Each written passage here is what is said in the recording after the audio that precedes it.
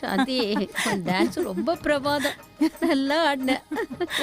கண்ணே பட்டுடும். எனக்கு ரொம்ப சந்தோஷமா இருக்கு. உங்க பேரனோட இந்த பிறந்த நாளை நாங்க வாழ்க்கை முழுக்க மறக்கவே மாட்டோம்.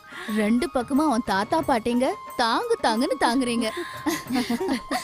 எல்லாம் நம்ம பேரனுக்காக தானே.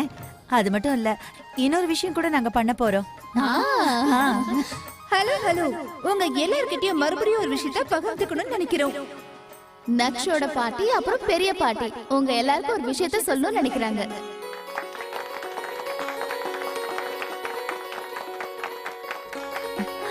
கொடுப்பா என்கிட்ட.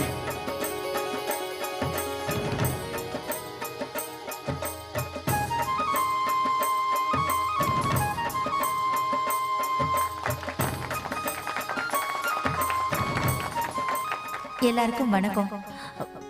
உங்க எல்லாருக்கும் நல்லாவே தெரியும், இன்னைக்கு என் பேரனோட முதல் பிறந்த நாள். இந்த நாள் எங்க எல்லாருக்குமே ரொம்ப முக்கியமான நாள். இன்னைக்கு நீங்க எல்லாரும் குடும்பத்தோட வந்து எங்க குழந்தைக்கு நீங்க ஆசீர்வாதம் பண்ணிருக்கீங்க. அதனால இந்த நாள் எங்களுக்கு இன்னும் சிறப்பான நாள். உங்க எல்லாருக்கும் என்னோட நன்றிகள். இன்னைக்கு எங்க பேர குழந்தைக்கு 1 வயசாகுது. இந்த 1 வருஷம் எப்படி போச்சுன்னே எங்களுக்கு தெரியவே இல்ல. இந்த 1 வருஷத்துல எங்க பேரனோட பல குறும்புகளை நாங்க பாத்திருக்கோம். அவனோட அழுக, சிரிப்பு, தூங்குறது, குளிக்கிறது, ஒவ்வொரு தடவையும் அவ ரொம்ப வித்தியாசமா இருப்பா.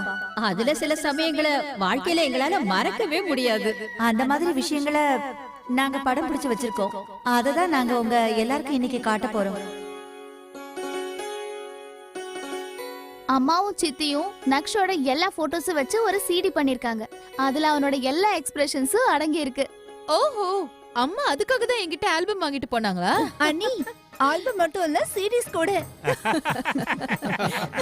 உங்க எல்லார்கிட்டயும் நான் கேட்டுக்கிறது என்னன்னா, எங்களோட நீங்களும் சேர்ந்து எங்க பார்வையா இருந்து எங்க பேரனோட முதல் பிறந்த நாளான அழகான தருணத்தை நீங்களும் பாருங்க.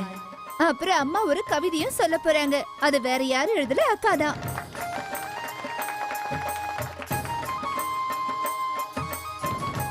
அக்டோபர் 12ஆம் தேதி எங்க குடும்பத்திலேயே மறக்க முடியாத நாள். எங்கள் வீட்டின் ராணிக்கு வந்தது ஒரு முதல் வலி. அதுதான் எங்கள் வீட்டின் ஒளி. எல்லாருடைய வாழ்த்துக்களுடனும் அந்த இனிமையான நேரம் வந்தது.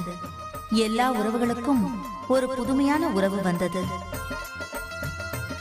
தாத்தா பாட்டி, பாட்டி தாத்தா, அத்தை சித்தி, மாமா அத்தை, அதே குடும்பம்தான். ஆனால் அவர்களுக்குள் ஒரு புதிய உறவு. எங்கள் வீட்டிற்குள் ஒரு குட்டி இளவரசன் வருகை தந்தான்.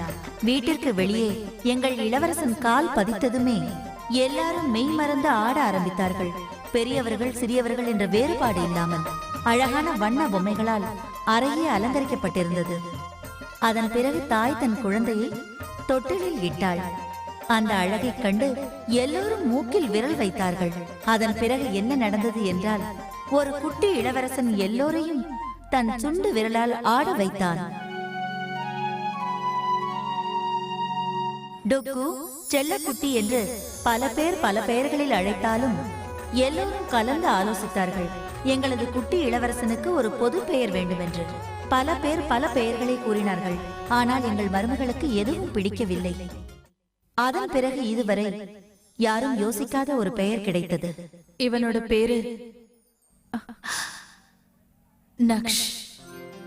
கார்த்திக்கின் பெயரில் பாதி, அர்ச்சனாவின் பெயரில் பாதி, 2 பெயர்களையும் சேர்த்த பின் வந்ததுதான் நக்ஷ். ராஜசேகர், நம்ம பேரை முதல்ல உன் மேல எப்ப சூச்சு போனா ஞாபகம் இருக்கா? ஆமாண்ணே, அதை எப்படி என்னால மறக்க முடியும்? சம்மந்தி, அன்னைக்கு என்ன நடந்துச்சு தெரியுமா? நான் ஆபீஸ் போறதுக்காக கிளம்பிட்டு இருந்தேன். கிளம்புறதுக்கு முன்னாடி கொஞ்ச நேரம் நான் என்னோட பேரனை தூக்கி வச்சுக்கிறேன்னு சொன்னேன். அதுக்கப்புறம் அவன் தன்னோட வேலையை காமிச்சிட்டான்.